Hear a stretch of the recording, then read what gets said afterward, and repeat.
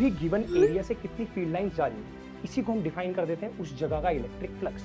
Temperature, pressure और physical quantities को constant रखोगे तो ओम बाबा ने बोला current is directly proportional to the potential difference. अगर मान लो किसी तार में करंट है ना, तो उसकी इर्द गिर्द मैग्नेटिक फील्ड होगा। मैग्नेटाइजिंग फील्ड इंटेंसिटी मतलब जो हमने मैग्नेटिक फील्ड लगाई है किसी और मटेरियल को मैग्नेट मटेरियल बनाने के लिए। जो तुम्हारा मैग्नेटिक फील्ड होता है वो सिर्फ करंट की वजह से नहीं होता कि मेटल सरफेस पर किसी सुइटेबल अमाउंट की फ्रीक्वेंसी की लाइट आके टकराती है तो।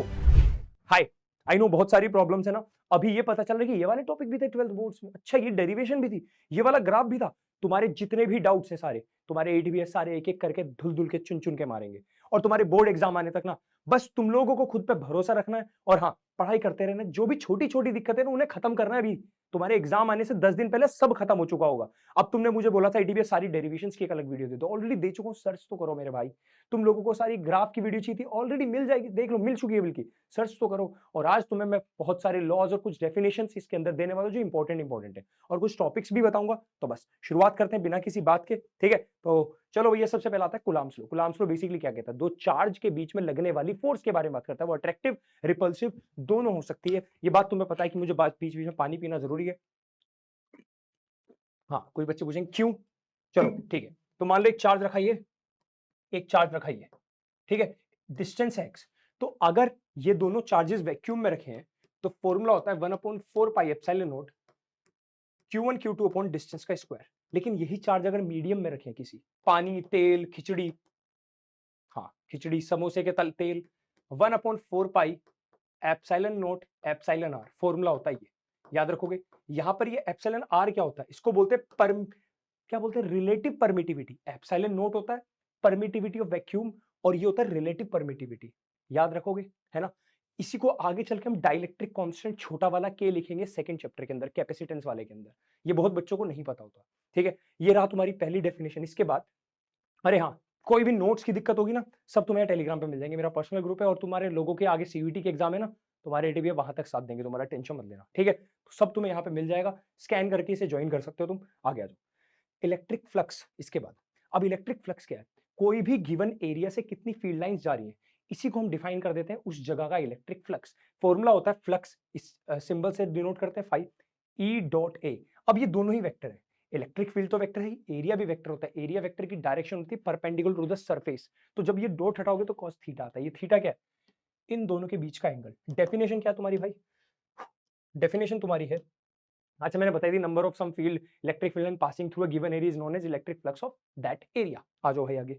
इसके बाद गॉस लॉ। गॉस भाई साहब ने क्या बोला कि अगर मान लो कोई चार्ज है ना, और तुम्हें यहां इलेक्ट्रिक फील्ड निकालना है, तो यहां पर एक क्लोज सरफेस बना दो, ठीक है। इसके बाद यहां लो एक डी एलिमेंट, छोटा सा एरिया एलिमेंट, तो आउटवर्ड्स होगा इसका जो एरिया वेक्टर होगा। और यहां से अगर तुम इलेक्ट्रिक फील्ड निकालोगे तो वो भी आउटवर्ड्स होगा, हाँ ना बोलो। तो इन्होंने बोला कि जो फ्लक्स हुआ, फ्लक्स क्या होता है? Electric field into area. तो देखो क्या कह रहा है, Gauss theorem states that the total flux, क्या ये टोटल फ्लक्स बोल सकता हूं? हाँ ना बोलो। Total flux in a close surface is equal to 1/एप्सिलॉन नॉट टाइम्स, ये चार्ज क्या है? इनक्लोज चार्ज, जो अंदर बंद है। 1/एप्सिलॉन not times the charge enclosed, ये कह रहा है 1/एप्सिलॉन times the net charge enclosed by the close surface. तो इसको फॉर्मूले को इस तरह से लिखते हैं, यहाँ बीच में इक्वल्स टू है ना, लिखा नहीं हमने, भूल गए। चलो आओ अगला, और आओ। इक्विपोटेंशियल सरफेस क्या होती है? ऐसी सरफेसेस जहां पर पोटेंशियल बराबर हो। पोटेंशियल बराबर मतलब पोटेंशियल डिफरेंस जीरो। इससे एक और बात निकल के आती है, क्वेश्चन भी पूछता है क्वेश्चन वाला भैया, पता क्या कहता है कि भैया अगर कहीं पोटेंशियल बराबर है तो बताओ work done in moving A charge कितना होगा। ये क्वेश्चन आया एक नंबर में, work done in moving A charge हो जाएगा जीरो। ध्यान रखना, अगर तुम किसी पॉजिटिव चार्ज को या किसी भी चार्ज को इस सरफेस पे छोड़ दोगे तो वो खुद से मूव नहीं करेगा, और तुम पकड़ के कराओगे तो कोई, अरे याद देखो फॉर्मूला क्या होता है, V A minus V B equals to work done by charge. अगर यही जीरो हो गया तो क्या वर्क डन जीरो हो जाएगा? हाँ, तो work done moving A charge at equipotential surface is zero. Equipotential surface जहां पे पोटेंशियल बराबर होता है, मान लो ये यूनिफॉर्म फील्ड लाइन से, तो इस पॉइंट पे हर जगह पोटेंशियल बराबर है, ये बीच में चार्ज है, तो इन सारी सरफेसेस पे क्या पोटेंशियल बराबर। ऐसी सरफेसेस को हम बोलते हैं क्या? Equipotential surface. आ जाओ भाई, ड्रिफ्ट वेलोसिटी। जब इलेक्ट्रॉन खिसकता होता क्या है? जैसे तुम वोल्टेज अप्लाई करते हो, बेसिकली बैटरी लगाते हो किसी कंडक्टर के इर्द गिर्द आसपास, एकदम से इलेक्ट्रिक फील्ड बनता है। उस इलेक्ट्रिक फील्ड की वजह से इलेक्ट्रॉन पे लगती है फोर्स। जब फोर्स लगती है तो उनका एक्सेलरेशन होगा, है ना। बट वो बार बार टकराते भी हैं, तो उस एक्सेलरेशन तो होता है, पर वो टकराने की वजह से स्लो भी हो जाता है। पर वो खिसक खिसक के चलते हैं। इसी वेलोसिटी को नाम दिया ड्रिफ्ट वेलोसिटी। इसका फॉर्मूला तुम्हारा ये रहा, ई टाउ बाय एम।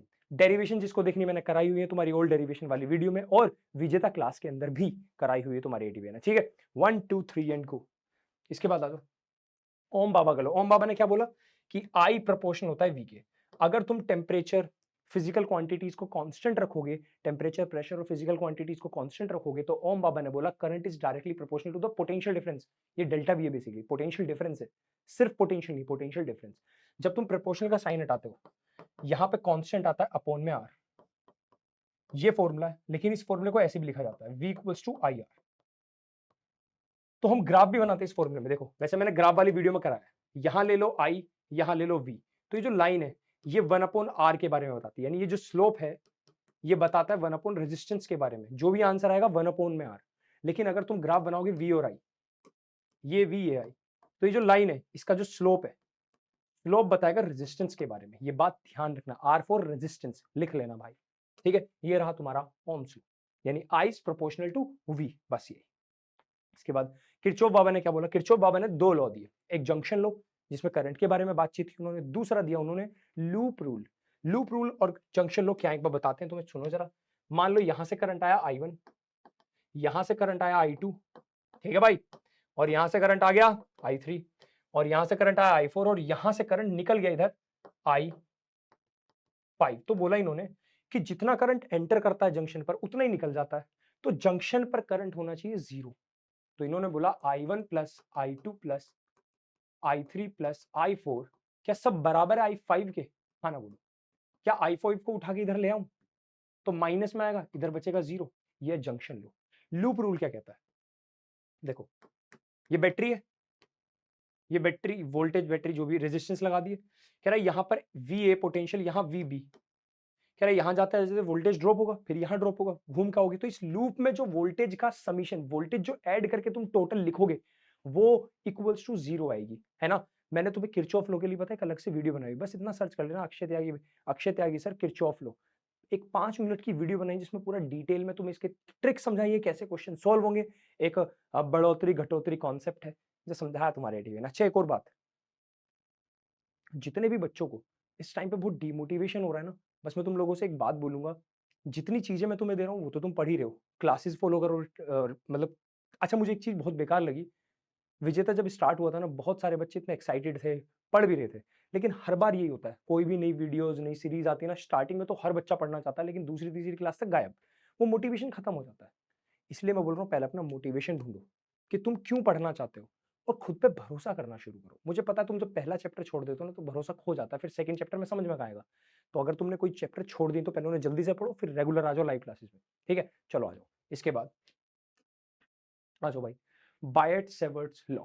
बायट सेवर्ट बाबा ने क्या बोला, इन्होंने बोला बेसिकली कि अगर मान लो किसी तार में करंट है ना, तो उसके इर्द गिर्द मैग्नेटिक फील्ड होगा, वो मैग्नेटिक फील्ड उतना ही होगा जितना करंट, डीबी प्रोपोर्शनल टू आई, उतना ही होगा जितना तुम छोटे, जितनी वायर की बात कर रहे हो, जितनी length, dB proportional to DL.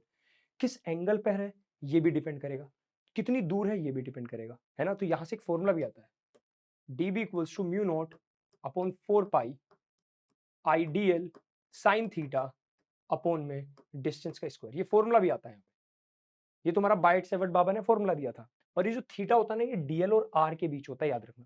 ये जो थीटा एंगल है, डीएल एलिमेंट मान लो वायर है, इसका डीएल एलिमेंट ये है और डिस्टेंस ये है, आर और डीएल के बीच का एंगल होता है, बात याद रखना। चलो इसके बाद आ जाओ एम्पेयर सर्किट लो। एम्पेयर बाबा ने बिल्कुल गॉस लॉ साहब को के आसपास की बात करी। मान लो तुम एक वायर दिए, ये रही, कह रहा है यहाँ पे मैग्नेटिक फील्ड बताओ, है ना, ये वायर यहाँ पे मैग्नेटिक फील्ड, तो इन्होंने बोला इस पॉइंट को इंक्लूड करो और यहाँ पे क्लोज सरफेस मत बनाओ, क्लोज्ड लूप बनाओ।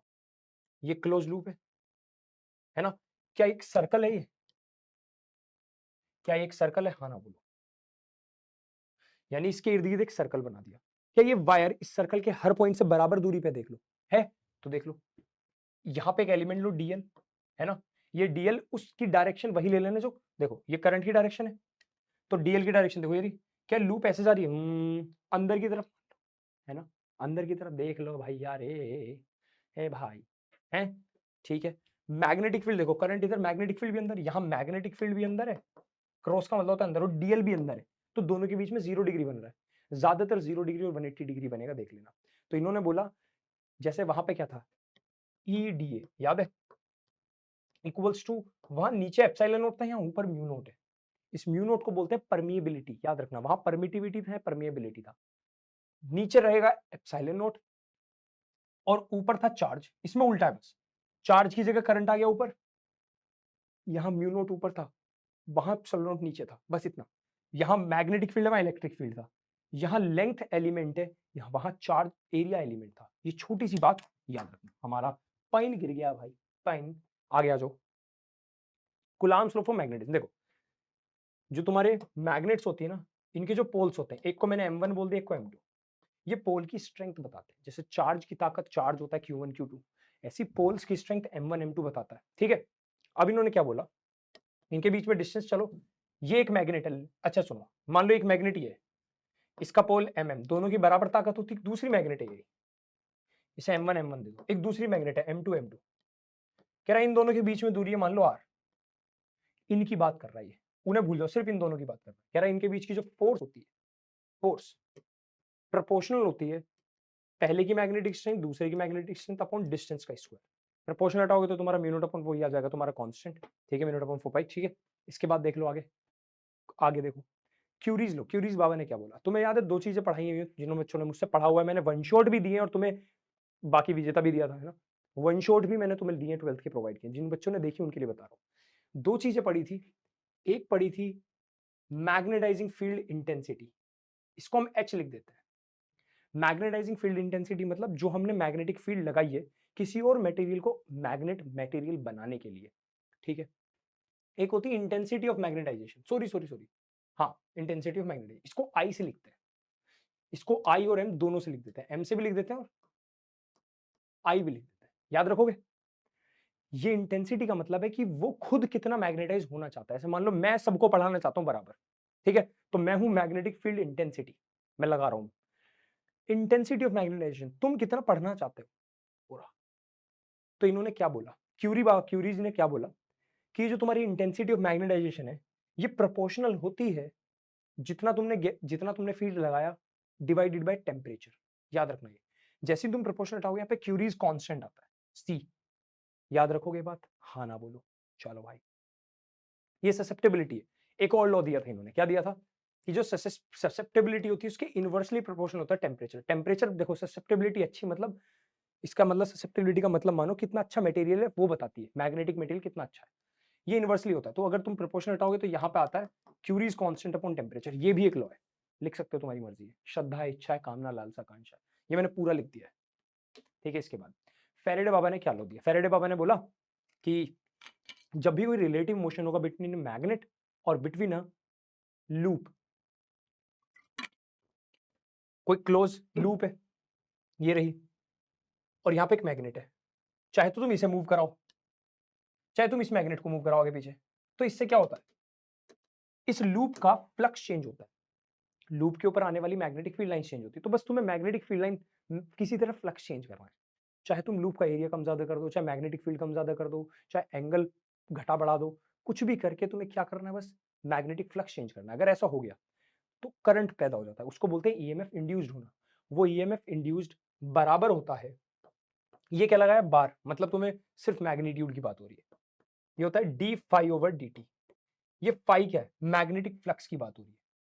अगर मैं ये बार ना लगाऊं तो यहां पे आता है, अच्छा पहले देख लिया, whenever the magnetic flux linked with the closed circuit changes, induced current induce होता है। Second law, magnitude of induced EMF is equal to the, second law ये बताता है, देखो सेकंड लो से फॉर्मूला है, और पहला लो क्या बताता है कि मैग्नेटिक फील्ड चेंज करने से क्या पैदा हो रहा है, फ्लक्स चेंज करने से क्या पैदा हो रहा है, करंट पैदा हो रहा है, यानी ईएमएफ इंड्यूस हो रहा है। सेकंड लो देता है इस फॉर्मूले को। अब देखो यहीं पे एक लेंस बाबत है, उन्होंने एक बात बताई कि जो करंट पैदा हुआ है ना वो किस कारण से पैदा हुआ है, हम मैग्नेट और उसके बीच में मोशन करा रहे हैं। अब मैं मैग्नेट को आगे लेके जाऊंगा, है ना, तो करंट बढ़ना चाहिए। तो क्या करती है लूप, मैग्नेट को दूर फेंकती है। ये मैंने तुम्हें कॉन्सेप्ट पढ़ाया है, जिसने पढ़ा ठीक है, अभी तो मैं डेफिनेशन से पढ़ा रहा हूँ, जिसको कॉन्सेप्ट डिटेल में पढ़ना उसके लिए पूरी क्लास दी हुई है। तो होता क्या, फिर भी यार मैं आदत से मजबूर हूँ, बता ही देता हूँ यार। ये लो देखो, ये एक लूप है, अब यहाँ पे एक मैग्नेट, जब तुम इस मैग्नेट का मोशन करा रहे हो तो क्या होता है, मैग्नेट का मोशन करा तो ये आगे जा रही है ना, तो जब ये आगे जाएगी नॉर्थ आगे जा रहा है, पर करंट और ज्यादा नहीं बढ़ सकता, एनर्जी कंजर्वेशन है, जितना बढ़ना था बढ़ गया। अब इलेक्ट्रॉन और थोड़ी ना एक्स्ट्रा ले आओगे तुम पैदा करके, नहीं। तो अब ये क्या करती है, लूप कुछ ऐसा करती है। अब देखो इसके अंदर करंट पैदा हो गया तो इसका खुद का भी एक मैग्नेटिक फील्ड होता है। तो जब तुम इसे आगे लेके जा रहे हो नॉर्थ को, यहाँ नॉर्थ है उसे आगे लेके जा रहे हो, तो ये भी कुछ ऐसा करती है कि इसका जो मैग्नेट बना है, अरे करंट बना तो इसका मैग्नेट भी होगा, जहां करंट वहां मैग्नेट, ये खुद से नॉर्थ पोल बन जाती है इधर की तरफ। ये खुद से क्या बन जाएगी, इधर नॉर्थ पोल, तो मैग्नेट को दूर भगाती है। फिर नॉर्थ पोल बनेगी, मतलब एक कॉन्सेप्ट है नॉर्थ पोल का मतलब, एक कॉन्सेप्ट है नॉर्थ पोल का मतलब एंटी क्लॉकवाइज, यानी इसके अंदर करंट एंटी क्लॉकवाइज फ्लो हो जाता है, तो ये मैग्नेट को दूर भगाती है। अब मान लो तुम मैग्नेट को खुद से दूर ले जाने लगो, तो तुम नॉर्थ को दूर लेके जा रहे हो, तो ये अट्रैक्ट करने की कोशिश करती है बेसिकली, यानी ये उस कारण को ही अपोज करती है जिस कारण से ये पैदा हुई है, यानी जो करंट है उस कारण को ही अपोज करता है जिस कारण से पैदा हुआ है। तो इस फॉर्मूले में ये एक चीज आती है minus N phi over D T. देखो माइनस क्या डिनोट कर रहा है कि जिस कारण से पैदा हुआ, देखो लिखा भी हुआ है यहाँ पे, this law states that the direction of induced current is such that, जो डायरेक्शन ऑफ इंड्यूस्ड करंट है क्लॉकवाइज एंटी क्लॉकवाइज बार बार चेंज होती रहती है, यहीं से एसी करंट आया, अपोजेस द कॉज, ये अपोज करती जिस कारण से ये प्रोड्यूस हुई है, पैदा हुई है। ये माइनस बताता है इसके बारे में। एन मतलब नंबर ऑफ कॉइल्स, कितने टर्न्स है नंबर ऑफ, ठीक है। चलो ट्रांसफॉर्मर जरूर पढ़ लेना, principle working, only resistive, inductive और कैपेसिटिव सर्किट जरूर पढ़ लेना, ठीक है। इसके अंदर जो तुम्हारा रेजोनेंस वगैरह वाला चीज आती है, एलसीआर सर्किट जरूर पढ़ लेना। ऑल दो जिसको पढ़ने मैंने तो बताया था ना, कुछ इंपॉर्टेंट टॉपिक्स भी बताऊंगा, तो तुम लेक्चर में देख सकते हो, बट ये इंपॉर्टेंट टॉपिक्स पढ़ लेना, ठीक है। इसके बाद आओ displacement current, electromagnetic wave chapter के अंदर। देखो तुमने अब तक पढ़ा होगा, मैक्सवेल एम्पेयर साहब ने एक लॉ दिया था ना एम्पेयर सर्किट ने, B D L equals to mu not I, Ampere circuit law, mu not I. ये जो म्यू नॉट आई आया यहाँ पर, कहाँ गया, हाँ ये रहा, इसे देखो B D L mu not I था। इन्होंने क्या बोला, ये तुम्हारी दो कैपेसिटर प्लेट्स हैं मान लो, है ना, कैपेसिटर प्लेट्स हैं, और यहाँ पे क्या है, बैटरी, ऐसा मान लो। तो जैसे ही तुम लगाते हो ये चार्ज होना स्टार्ट हो जाती है, यहां से इलेक्ट्रॉन निकलते हैं तो पॉजिटिव आना स्टार्ट हो जाता है। एक टाइम आता है जब ये फुली चार्ज हो जाती है, फुल चार्ज होने के बाद यहां पर करंट फ्लो नहीं हो सकता, पोटेंशियल बराबर हो गए दोनों में, लेकिन तब तक जब तक चार्ज इस पे इंक्रीज होता जा रहा है, क्या इनके बीच का इलेक्ट्रिक फील्ड चेंज हो रहा है, इलेक्ट्रिक फील्ड चेंज हो रहा है, तो यहाँ का इलेक्ट्रिक फ्लक्स इज चेंजिंग। तो इन्होंने एम्पेयर साहब ने एक बात बोली कि ईएमएफ जो इंड्यूस होता है ना, जो तुम्हारा मैग्नेटिक फील्ड होता है, वो सिर्फ करंट की वजह से नहीं होता, वो इलेक्ट्रिक फ्लक्स जब तक चेंज होती है तब भी होता है। यानी जो बीडीएल वाला फॉर्मूला है म्यू नॉट आई, ये फॉर्मूला में सिर्फ करंट ये वाला नहीं रहेगा जो तुम करंट पढ़ते हो, इसके अंदर एक और करंट ऐड कर दो, ब्रैकेट लगाओ आई आई डी, एक और करंट ऐड कर दो जिसको हमने नाम दिया डिस्प्लेसमेंट करंट। ये क्या है, डिस्प्लेसमेंट करंट कोई करंट नहीं, सब इलेक्ट्रॉन चल रहे हैं। डिस्प्लेसमेंट करंट का मतलब ही है चेंजिंग इलेक्ट्रिक फ्लक्स, जिसकी वजह से मैग्नेटिक फील्ड बन रहा है। आईडी डिस्प्लेसमेंट करंट का मतलब ही क्या है, चेंजिंग ऑफ इलेक्ट्रिक फ्लक्स। याद रखना ये कोई करंट नहीं, इलेक्ट्रिक करंट वाला, देखो यहाँ पे लिखा भी है, is the current that which comes into existence in addition to the conduction current. Conduction current कौन सा, जहां पे इलेक्ट्रॉन फ्लो हो रहे हैं, लेकिन साथ में जहां चेंजिंग इलेक्ट्रिक फ्लक्स है, उसको भी हमने एक और नाम दे दिया, क्या, इंड्यू displacement current.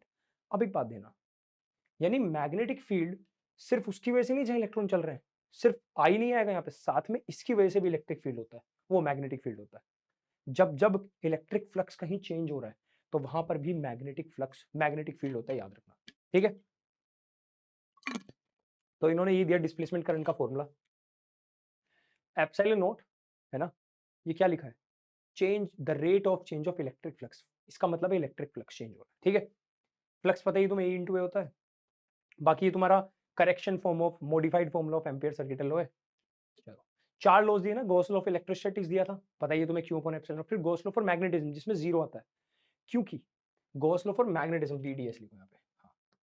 Gauss law for magnetism का मतलब क्या है, एक बात समझो, एक तुम्हारी देखो ये क्लोज सरफेस है, लेट्स से, है ना, क्लोज सरफेस की अगर मैं बात करूं, यहां पर अगर मान लो तुम्हारी एक मैग्नेट रखी है नॉर्थ पोल साउथ पोल, तो जितनी फील्ड लाइंस निकलेंगी, क्या उतनी फील्ड लाइंस एंटर करेंगी, हाँ ना बोलो, तो तुम्हारा नेट फ्लक्स क्या होगा, जीरो हो गया, समझे, जितना भेजे में घुसा उतना निकल गया, ज्ञान कितना बचा, जीरो बचा भाई, ठीक है। चलो तीसरा लॉ क्या था भाई, तीसरा लॉ तुम्हारा फैराडे लॉ साहब का लॉ था कि ईएमएफ इंड्यूस होता है minus D phi over D से भी भाई, है ना, ये कौन सा मैग्नेटिक फ्लक्स की बात हो रही है। चौथा लॉ क्या था, जो modified formula B dL equals to mu naught, दोनों का करंट, कंडक्शन प्लस डिस्प्लेसमेंट दोनों ऐड कर देना। चलो आ जाओ इसके बाद, देखो मैं चाहता हूँ ये वीडियो कम टाइम में ज्यादा चीजें तुम्हें दे देना। तुम्हें TIR जरूर पढ़ना है, टोटल इंटरनल रिफ्लेक्शन। कब होता है? जब तुम्हारी लाइट डेंस मीडियम से रेयरर मीडियम में जाएगी, है ना, उस टाइम पे क्रिटिकल एंगल से ज्यादा अगर एंगल हो गया तो TIR हो जाता है। तुम्हें ऑप्टिकल फाइबर का वर्किंग जरूर पढ़ना है, रिफ्रैक्टिव इंडेक्स का फॉर्मूला पढ़ना है ना, the ratio of the sine of angle of incidence to the sine of angle of refract, है ना। तो तुम्हारा 3-4 तरीके से पढ़ते हैं रिफ्रैक्टिव इंडेक्स का फॉर्मूला। ये जैसे ratio of speed of light in vacuum to the speed of light in medium, ये भी रिफ्रैक्टिव इंडेक्स है। तो तुम जिस मर्जी से माइक्रोस्कोप टेलीस्कोप जरूर पढ़ लेना इस चैप्टर में, ठीक है। लॉज ऑफ रिफ्लेक्शन क्या, देखो एंगल ऑफ इंसिडेंस और एंगल ऑफ रिफ्लेक्शन और नॉर्मल, सॉरी, इंसिडेंस एंगल और रिफ्लेक्शन एंगल दोनों सेम एंगल बनाते हैं, आई इक्वल्स टू आर होता है। दूसरा लो कि तीनों इंसिडेंट, नॉर्मल और रिफ्लेक्शन एक ही पॉइंट, एक ही प्लेन पर आके मिलती हैं, ये दूसरा लो है। 1 2 3 एंड गो। इसके बाद रिफ्रैक्शन लो तुम्हारा सेम, देखो पहला लो तो तुम्हारा वही है कि भैया तीनों आई, नॉर्मल और आर तीनों एक पॉइंट प्लेन पे मिलती है, ठीक है। दूसरा यहां पे एक और लो आता है, क्या, sine of angle of I upon sine of angle of R equals to constant, ठीक है। ये ध्यान रखना किसी गिवन मीडियम के लिए ऐसा नहीं कि तुम यहां पे आई और आर निकालो और यहां पे आई और आर निकालो और बोलोगी तो अलग अलग आ रहे हैं, ध्यान रखना किसी सेम मीडियम के लिए। चलो, हाइगन्स प्रिंसिपल, हाइगन बाबा ने क्या बोला भैया, ये पूरा डिटेल याद नहीं करनी, मैंने पूरा ज्यादा लिख दिया, ठीक है। अकॉर्डिंग टू हाइगन, हाइगन बाबा ने बोला कि ईच पॉइंट ऑफ है, तुमने पत्थर मारा पानी में, ठीक है। अब पानी में वेव बनती है, जो पहली वेव बनी वो आगे डिस्टर्बेंस क्रिएट करती है ना, आगे वेव फ्रंट बनाती है। वेव फ्रंट मतलब पहली जो पहला पत्थर मारा, अब वो एक गोल बनाता है, उस गोल को बोलते हैं वेव फ्रंट। उसकी वजह से आगे डिस्टर्बेंस क्रिएट होते हैं, वेवलेट्स, फिर वो आगे एक वेव बनाता है, फिर उसकी वजह से आगे डिस्टर्बेंस जाते हैं, तो वो एक आगे वेव बनाता है। तो ये बोला इन्होंने, according to Huygens principle each point on a wave front, wave front समझ रहे हो, देखो ये जो पहली वेव बनी तो इसके हर पॉइंट पे एक और डिस्टर्बेंस बना जिसकी वजह से आगे एक और वेव बन रही है, फिर इसकी वजह से एक आगे डिस्टर्बेंस बनेगा जिसकी वजह से आगे एक वेव बनेगी, है ना। Wave front is a source of secondary wave, जो हर एक पहला जो वेव फ्रंट है, वेव फ्रंट मतलब सबसे पहला फ्रंट वेव का, वो आगे की वेव्स बनाता है, तो उसे सेकेंडरी बोल देते हैं, सेकेंडरी वेव्स बना रहा है, ठीक है। Which add up to give a wave front at any later time, तो आगे आगे वेव फ्रंट बनते जाते हैं, ठीक है। चलो ये याद रखना हाइगन प्रिंसिपल तुम्हें। प्रिंसिपल ऑफ सुपरपोजिशन, मान लो एक वेव आई इधर से, एक आई इधर से, उनकी वजह से यहाँ जो पार्टिकल उसका डिस्प्लेसमेंट जो होगा वो कैसे निकालेंगे, वेक्टर समझे। याद करो तुम लोगों को मैंने ये पढ़ाया था सुपरपोजिशन, वहां पे ही पढ़ाया था, बताता हूँ, इलेक्ट्रिक फील्ड चैप्टर में, वहां पर हमने पढ़ा था, अगर तुम प्रिंसिपल ऑफ प्रोपोजिशन याद हो तो तुम्हें, कि दो चार्ज रखें, एक तीसरा आ गया, अब इसकी वजह से जो फोर्स लगी नेट फोर्स वो कैसे निकालते हैं, वेक्टर सम ऑफ फोर्सेज या vector sum of electric field, याद है, वेक्टर सम, तो बस सबका वेक्टर सम कर दो। यहाँ पे ग्राफ वीडियो बहुत इंपॉर्टेंट है जो तुम्हें देखनी है, वो क्या है, इंटरफेरेंस और डिफ्रैक्शन का इंटेंसिटी का ग्राफ मैंने ग्राफ वाली वीडियो में बनाया, वो जरूर देख लेना। कहाँ मिलेगी, सर्च कर लेना ऑल ग्राफ बाय IITBS, लेकिन इस साल वाली ग्राफ की वीडियो मैंने 2 साल बनाई, पिछले साल भी इस साल भी, इस साल वाली देखना, ठीक है। डेरिवेशन वाली पुरानी देख लेना। लॉज ऑफ मलूज, मल्लू बाबा ने क्या बोला, इन्होंने बोला भैया ये पोलराइजर है, ठीक है। चलो इन्होंने बोला कि एक पोलराइजर रखा है भाई, जिससे सिर्फ ये सीधी लाइट निकल सकती है, देखो इससे सारी इधर की, सिर्फ एक ऐसे मानो एक विंडो है, सिर्फ लाइट यहाँ सीधी निकल सकती है, इसको बोलते हैं एनालाइजर। अब ये जो लाइट आ रही है, लाइट आ रही है, अब इस देखो देखा जाए तो यहाँ पर ये जो एनालाइजर है सिर्फ लाइट ऐसे निकल सकती है, ऐसी वाली, तो यहाँ पे देखो कंपोनेंट ब्रेक कर लो, ये थीटा, तो इधर आएगा एक कॉस थीटा वाला, देख रहे हो भाई। तो ये क्या करेगा, इस लाइट की आधी इंटेंसिटी की लाइट बाहर जा सकती है ना, बस आधी मतलब कुछ परसेंट, जितने एंगल पे इंक्लाइन है। तो यहाँ क्या होता है, मान लो यहाँ से जो लाइट बची वो बची आई नोट, और आई नोट प्रोपोर्शनल होता है एम्पलीट्यूड नोट का स्क्वायर, ये रिलेशन है आई नोट, आई इंटेंसिटी और एम्पलीट्यूड की। यहाँ से जो बचेगा वो कितना बचेगा, वो सिर्फ बचता है ए नोट कोस थीटा, सिर्फ इतना। यहाँ पर बचा ए नोट, यहाँ पर तो बचा ए नोट या आई नोट बोल दो, है ना, और यहाँ पर कितना बचा, ए नोट कॉस थीटा, इतना कम एम्पलीट्यूड बच जाता है। तो यहाँ से फॉर्मूला आएगा A not cos theta square, तो फॉर्मूला आएगा I equals to I not cos square theta, ये लॉ ऑफ मलूज है, ठीक है। तो लॉ ऑफ मलूज भाई ने क्या बोला, इन्होंने क्या बोला, बीम ऑफ लाइट जब प्लेन पोलराइज्ड लाइट, देख लो, when a beam of completely plane polarized light is pass through a angular, ये देख लो ये पास हुई किसी एंगुलर से, the intensity of transmitted light varies, कैसे कैसे वेरीज होती है, as the square of the cosine, square of the cosine of the angle between the transmission, angle between the transmission, direction of polarizer and analyser, polariser ये रहा, analyser ये रहा, याद रखोगे, आगे आ जाओ। ऑल्दो ये उतना इंपॉर्टेंट नहीं है, फोटो इलेक्ट्रिक इफेक्ट में तुम्हें पता है किसी मेटल सरफेस पर किसी सुइटेबल अमाउंट की फ्रीक्वेंसी की लाइट आके टकराती है तो वो मेटल सरफेस से इलेक्ट्रॉन निकाल सकती है ना। उसके बाद आइंस्टाइन बाबा की इक्वेशन है, तीनों तुम्हें लिखवा चुके हैं, फिर भी लिख लो, ठीक है। इसके बाद डी ब्रोगली बाबा ने क्या बताया भाई, इन्होंने बोला जब तुम सारी बातों को यार कर ही रहे हो कि मैटर की वेव बता रहे हो, है ना?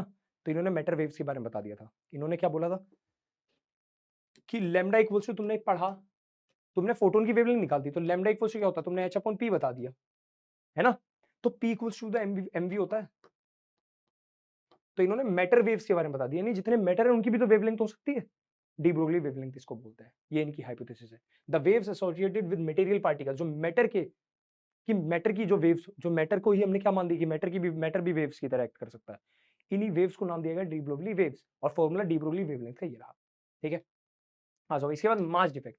तो बेसिकली होता क्या है, जब तुम्हारा न्यूट्रॉन न्यूक्लियस जुड़ा है और तुम उसे तोड़ दो, तो अलग अलग हो गए उसके न्यूट्रॉन और प्रोटॉन, है ना? उनका तब मास चेक किया, तब कुछ ज्यादा था, जब उन्हें जोड़ के एक साथ बिठाया तब कम था। तो मास गया क्या, उनके जुड़ने पे कुछ एनर्जी रिलीज हुई, वो मास की फॉर्म में चली गई, इसको बोलते हैं मास डिफेक्ट। तो मास डिफेक्ट का फॉर्मूला ये रहा, नंबर ऑफ प्रोटॉन जितने भी उनका total mass, number of neutron जितने उनका मास, माइनस कर दो जब मास ऑफ न्यूक्लियस पूरा बंधा हुआ है, तो जो आया एक्स्ट्रा निकल के वो मास डिफेक्ट। ठीक है, तो ये कुछ तुम्हारे टॉपिक्स थे। I hope you love the video. ठीक है, तो अब अपने एक सिग्नेचर स्टाइल रख देते हैं। ठीक है, तुम लोगों से वैसे मिलने भी आ रहा हूँ मैं बहुत जल्दी। तुम लोगों से एक प्रॉमिस चाहता हूँ बस इस वीडियो के अंदर, वो प्रॉमिस लिख देना, तुम्हें जो वीडियो चाहिए मैं दूंगा। ठीक है, थोड़ा देखो अभी तुम्हें पता है मेरे गले में जो दिक्कत चल रही है, तो वो धीरे धीरे ठीक हो रही है, नहीं हो रही, अभी तो नहीं हो रही सही बताऊँ तो, पर इसलिए मैं थोड़ा ब्रेक ब्रेक लेके वीडियोस ले रहा हूँ।